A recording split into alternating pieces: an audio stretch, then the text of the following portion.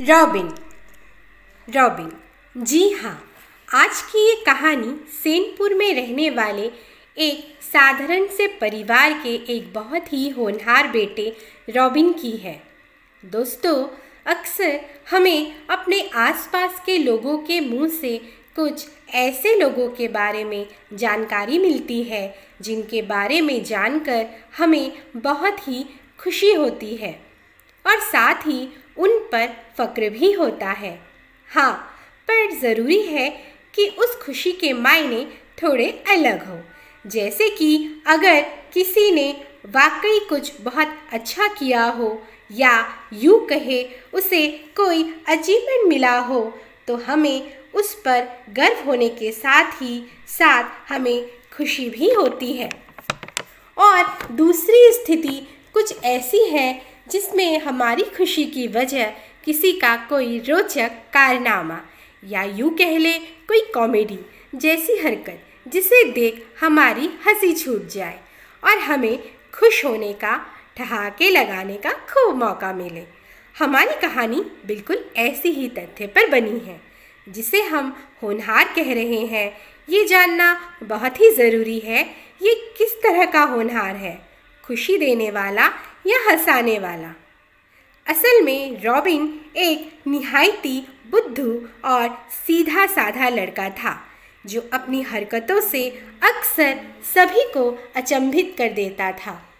बहुत ही साधारण परिवार से ताल्लुक़ रखने वाला रॉबिन एक 8 साल का बच्चा था जिसके परिवार में माँ, पिताजी और दादा दादी के अलावा एक छोटी सी बहन भी रहती थी। रॉबिन अपनी बहन किया से बड़ा था। उसके पिता का उस कस्बे में बड़ा नाम था क्योंकि वो बहुत गुणी और दयावान किस्म के व्यक्ति थे। तो भले ही बहुत अधिक अमीर परिवार से ना हो, पर जितना भी उनके पास था वो यथास्थिति आने पर दान धर्म निभाते थे।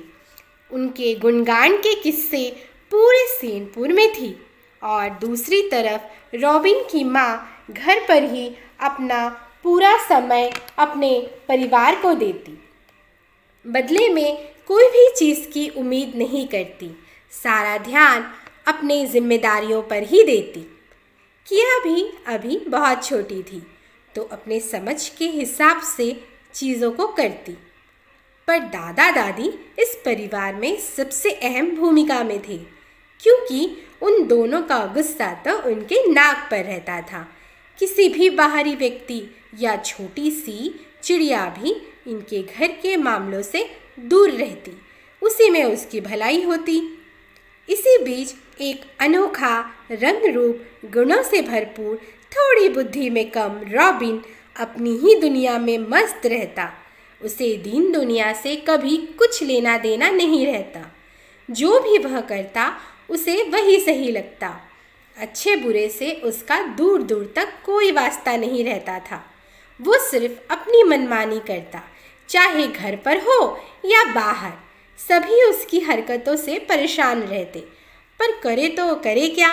उसकी सारी गलतियाँ, सारी बेवकूफ़ियाँ उसके पिता के गुणों के खानों में अक्सर छुप जाती और लोग उसे माफ़ कर देते। उसकी बेवकूफ़ियों को अक्सर उसकी माँ नज़रअंदाज कर देती, पर पिता और दादी उसे समझाते नहीं थकते थे, पर उसके तो कानों में जू तक नहीं जाती थी। इस तरह एक बार एक शादी समारोह में रॉबिन के पूरे परिवार को न्योता दिया गया। सभी लोग खुशी खुशी उस शादी में शामिल होने पहुँचे। साथ ही रॉबिन भी अपनी कलरफुल ड्रेसअप में रंगीन मिजाज लिए सबकी आंखों पर दस्तक दे रहा था। सब सोच रहे थे, पता नहीं अब यहाँ कौन सी हरकत करेगा। घर से रॉबिन को घर वाले समझा बुझा कर लाए थे कि शांति से रहे, पर उन्हें तो पता ही नहीं था कि ये तो अशांति फैलाने में पीछे नहीं रहता। तभी सबकी नज़र मंडप पर पड़ती है जहाँ दूल्हा दुल्हन बैठे हुए थे। शादी बस शुरू होने ही वाली थी। तभी रॉबिन अपनी जगह से उठकर दूल्हे को जाकर कहता है, अरे ओ अंकल, मैं भी आपके साथ इस पूजा में बैठूंगा। मम्मी कहती है पूजा में सभी को एक साथ बैठना चाहिए, और मैं तो इतने अच्छे कपड़े पहन करके भी आया हूँ, और इतने सारे लोग भी तो यहाँ हैं, और आप दोनों सिर्फ अकेले पूजा में क्यों बैठे हैं? सबको यहाँ बैठने बोलो ना। और मैं तो बीच में ही बैठूंगा और खूब सारे लड्डू खाऊंगा। अब ये देख पूरे लोगों की हंसी छूट जाती है। पूरा माहौल हंसी और ठहाकों से भर जाता है। उसके पिता वहाँ से रॉबिन को हटाते हुए कहते, अरे बेटा, ये कोई पूजा नहीं है बल्कि शादी है, जो सिर्फ अंकल और आंटी की ही होगी। उसमें तुम्हारा, मेरा या किसी का कोई काम नहीं है। चलो यहाँ से। ये सुनकर रॉबिन हंसने लगता है। ये देख उसके पिता बहुत गुस्सा होते हैं। फिर वहाँ से निकलकर वो हलवाइयों के पास जाकर खड़े हो जाता है, जहाँ शादी के भोज की तैयारियाँ चल रही थी। वहाँ जाकर कहता, अरे मेरी मम्मी तो छोटे छोटे बर्तनों में खाना बनाती है। इतनी सी आलू, इतनी सी प्याज के लिए इतना बड़ा बर्तन, ये तो गलत है। ये लोग पानी भरने के बर्तन में खाना बना रहे हैं, इनको तो सबक सिखाना पड़ेगा।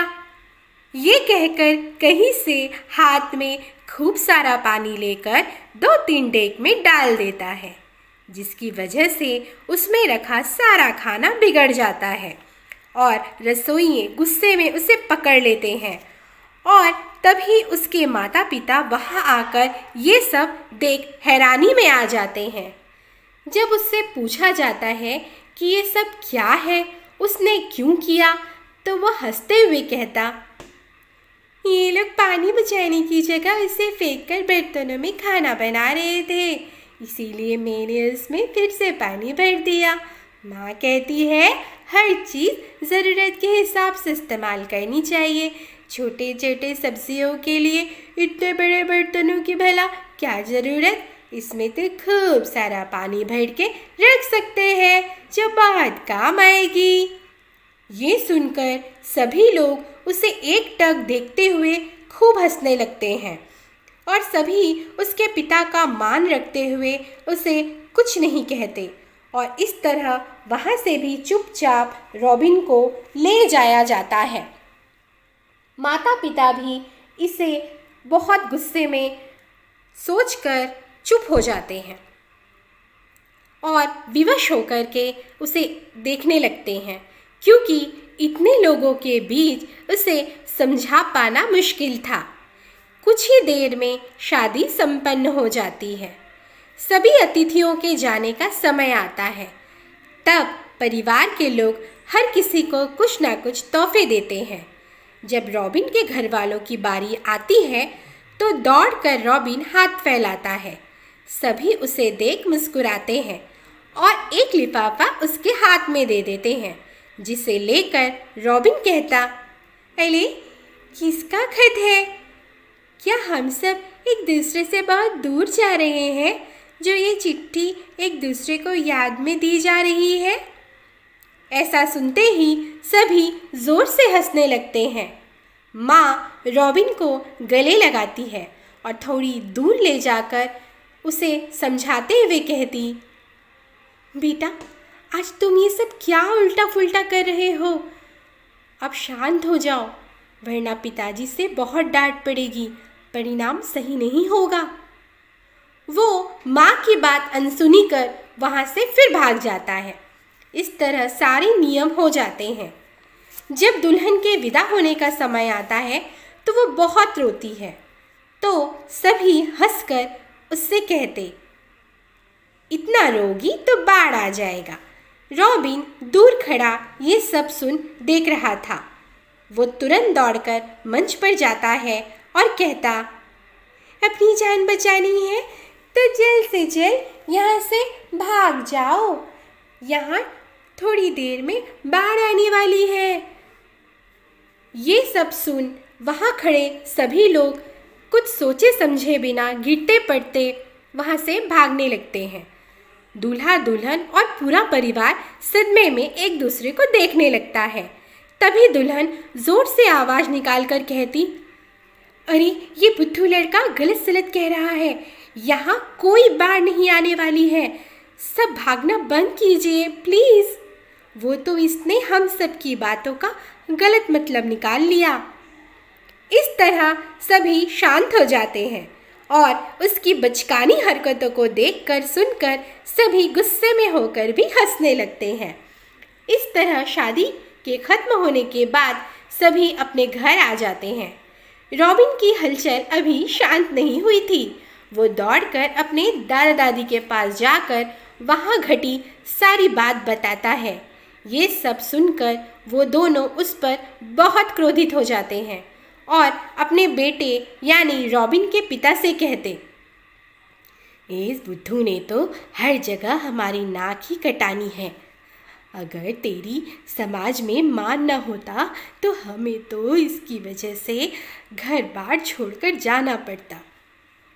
कहाँ मुँह छुपाते, कहाँ से इसे ये उटपटांग चीज़ें करने की अक्ल मिलती है। और अगर ऐसा है तो कल तड़के सुबह जाकर बुद्धिमानी वाला अक्ल इसके लिए खरीद लाना। ये कहकर उसे खूब डांट फटकार लगाते हैं।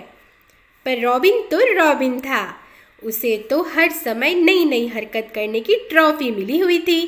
इस तरह सुबह हो जाती है। किया अपने भाई से कहती, भैया भैया आज आप मेरे लिए चॉकलेट ले आओगे, आज मेरा बर्थडे है। इतना कहकर पीछे मुड़ती है तो पूरा परिवार उसे खूब सारी बधाइयाँ देने पहले ही वहाँ खड़ा रहता है। ये सब देख रॉबिन कहता, फिर तो आज घर पर पार्टी होगी, मैं खूब खाऊंगा। ये सुन पिता उससे कहते, आज तो जो भी होगा उसमें तुम बिल्कुल शामिल नहीं होगे, वरना फिर कोई नया तमाशा खड़ा करोगे। ये सुन किया हंसने लगती है। माँ रॉबिन को हाथ पकड़ अंदर कमरे में ले जाकर समझाती है कि तुम्हारी कल की हरकतों की वजह से सब थोड़े गुस्से में हैं, पर समय के साथ सब भूल जाएंगे, इसलिए जाकर तैयार हो जाओ, हमें बहुत तैयारी करनी है। ये सुन वो खुश हो जाता है और माँ से कहता कि बाजार भी जाएंगे सामान लेने। माँ कहती, हाँ। तभी अचानक बहुत खुश होकर वो एक बड़ा सा थैला लेकर माँ के साथ बाजार जाने को तैयार हो जाता है।